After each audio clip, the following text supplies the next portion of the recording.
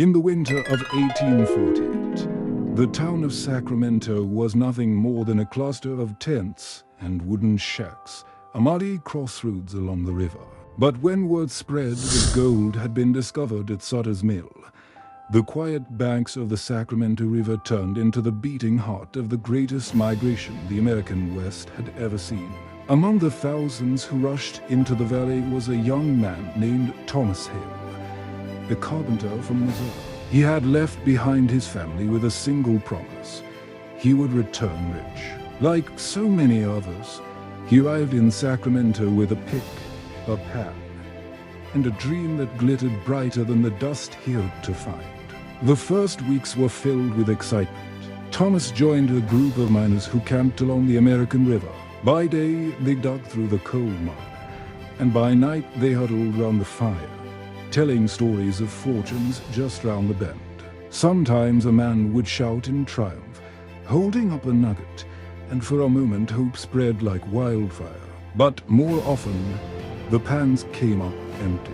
Sacramento itself grew wild and unruly. Merchants built shops overnight and sold tools, boots, and food at outrageous prices. A single egg could cost $1. A shovel might cost more than a miner earned in a week. Yet the miners paid, because hope was stronger than reason. Saloons and gambling halls lined the streets, filled with men who spent their last coins on whiskey and dice. Thomas soon learned that the real wealth of the gold rush was not in the dirt, but in the city. While most miners struggled, shopkeepers, cooks, and landowners thrived. He met a widow named Margaret, who ran a small boarding house. Each night she welcomed tired men, fed them stew, and charged them $2 for a bed of straw. Within months, she earned more than most miners made in a year. But fortune in Sacramento was never safe. Fires swept through the wooden buildings again and again. One night, Thomas stood helpless as flames devoured entire blocks of the city, leaving only ash. And when the rains came, the Sacramento River swelled, flooding streets and homes. Yet still, the city rebuilt, faster and stronger each time, driven by the fever of gold.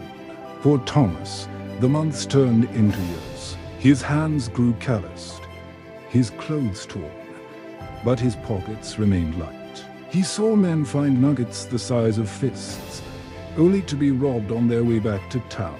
He saw gamblers win fortunes at the card table and lose them before sunrise. He saw graves fill with those who came chasing dreams and met only death. At last, weary and nearly broke, Thomas stood at the edge of the river and watched the sun set over Sacramento. He realized the promise he had made to his family was slipping away. But in that moment, he also understood something deeper. The gold rush was not about the gold. It was about courage, about leaving everything behind for a chance at something greater. Some won, many lost, but all became part of a story that would shape the West forever.